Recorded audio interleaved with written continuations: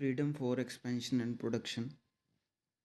Freedom जो है, देखो, कल मैंने आपको बताया था लिबरलाइजेशन का मतलब होता है जो गवर्नमेंट क्या करती है। गवर्नमेंट ना, मतलब डॉक्टर मनमोहन सिंह ने कहा था कि कोई भी आके अपना बिजनेस कर सकता है।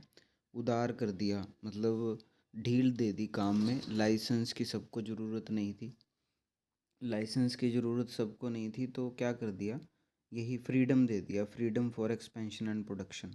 कोई भी अपना बिजनेस इंक्रीज़ कर सकता है, कोई भी अपना बिजनेस जो है एक्सपेंड कर सकता है, उसको ये चीज़ की फ्रीडम मिल गई। तो जब फ्रीडम मिल गई तो बेनिफिट हो गया किसको, जो भी अपना बिजनेस करना चाहता था, चाहे वो छोटा व्यापारी था चाहे वो बड़ा व्यापारी था, वो मतलब कोई भी अपना बिजनेस जो है इजीली चला सकता था।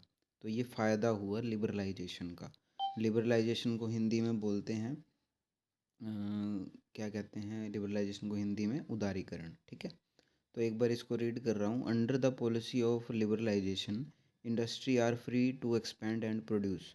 कोई भी इंडस्ट्री, चाहे वो छोटा बिजनेस था चाहे वो बड़ा बिजनेस था, कोई भी फैक्ट्री अपना जो बिज़नेस है वो फ्री एक्सपेंड कर सकते थे, फ्रीली। उनको कोई भी बंदिशें नहीं देखनी पड़ती थी, कोई भी बंदिशें नहीं आती थी उनके सामने। They need not to prior official approval, उनको ऑफिशियल अप्रूवल नहीं लेना पड़ता था, मतलब सरकार के पास नहीं जाना पड़ता था कहीं भी ऐसा, मतलब कुछ करने के लिए। तो ये आपको बस यहीं तक आपको याद रखना है, एक्स्ट्रा नहीं करना। फोर्थ पॉइंट है इसका, increase in the investment limit of small scale industry. Small scale industry जो हैं वो कौन सी होती हैं, जो छोटे छोटे बिजनेस होते हैं उनको कहा जाता है। तो उनको जो है उनको फ्री कर दिया गया, उनको कहा गया कि आप ना अपना पैसा, पहले तो थोड़ा बहुत पैसा लगा सकते थे वो, लेकिन बाद में क्या किया गया, उनको कहा गया कि आप अपने पैसे जो हैं 5 करोड़ तक लगा सकते हो। मतलब इसको 5 करोड़ तक बढ़ा दिया गया, ये भी फ़ायदा हुआ, गवर्नमेंट ने छोटे व्यापारियों को ये फ़ायदा दिया। फिफ्थ है freedom to import capital goods. Capital goods कौन सी होती हैं, बड़ी बड़ी मशीनें जो होती हैं उनको कैपिटल गुड्स कहते हैं। तो कैपिटल गुड्स को भी बढ़ाने के लिए उनको छूट दे दी गई। तो ये बेनिफिट जो हैं प्रोवाइड किए गए। आपको 5 पॉइंट लिख लेने हैं बस। इसके बाद आता है next, page number 135।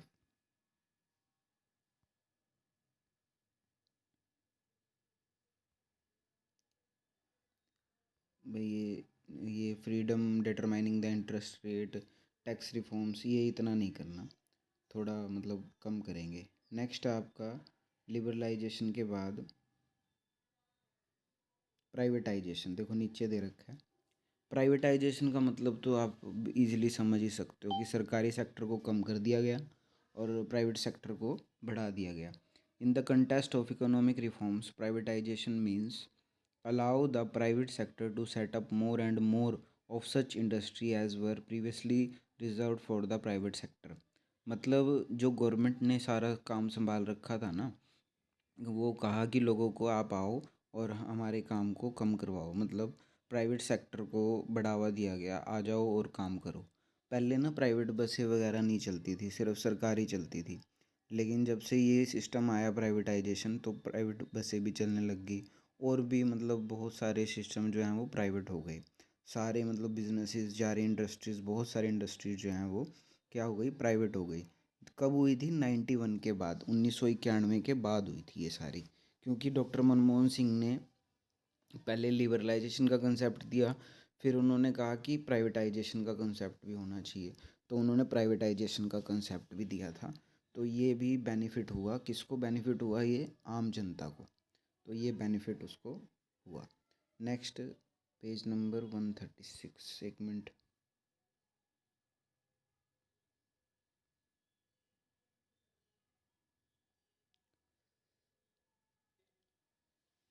Measures adopted for privatisation, मतलब गवर्नमेंट ने सारे सिस्टम को प्राइवेट करने के लिए क्या किया।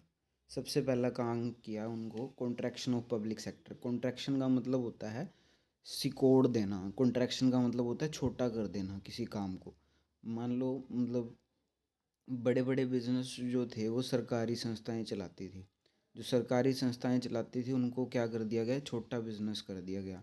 डॉक्टर मनमोहन सिंह ने कहा कि आप सरकारी सेक्टर को कहा, बड़ी बड़ी जो सरकारी कंपनियां थी उनको कहा कि आप अपना काम ना बांट दो, प्राइवेट सेक्टर को दे दो अपना आधा काम।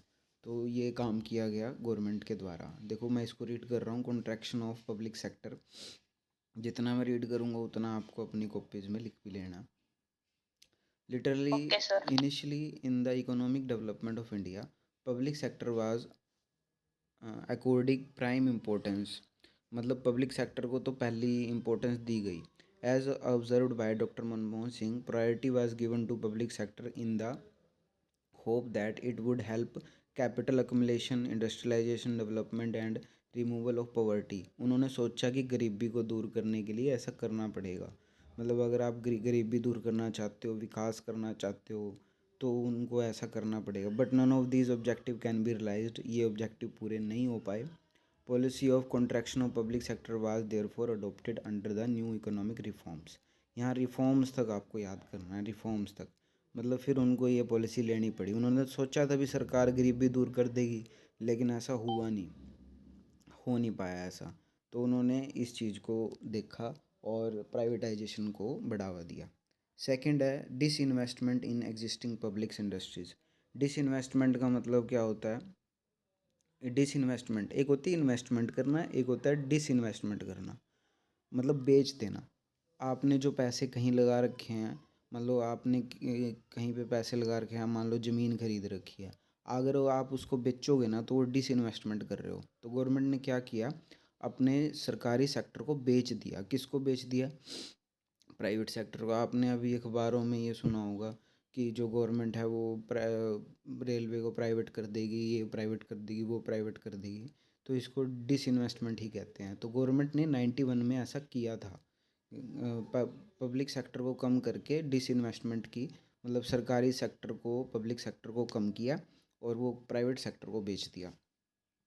Process of disinvestment has been initiated by government in respect of those public sector industries which has been running into loss। मतलब जो लॉस में चल रही थी ना उनको बेच दिया गवर्नमेंट ने।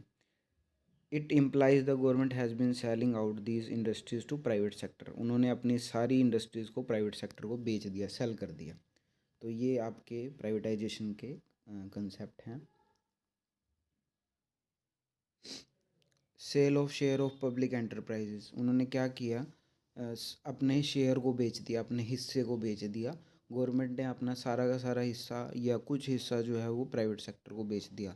ये भी काम किया गवर्नमेंट ने। Government has to selling share of many public sector enterprises and bank to financial institution and public. देखो आप पहले पुराने टाइम में 91 से पहले जो है वो क्या नहीं होते थे, मतलब प्राइवेट बैंक नहीं होते थे। लेकिन अब आपने देखा होगा एक्सिस बैंक, HDFC बैंक, ये क्या है? प्राइवेट सेक्टर बैंक है।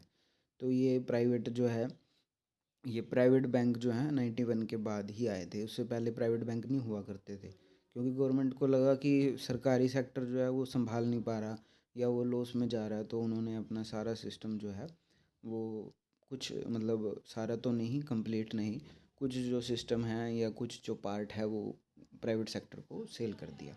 तो ये आपके 3 पॉइंट इसके बन रहे हैं, यही आपको करना है बस अभी यहाँ तक। Okay sir.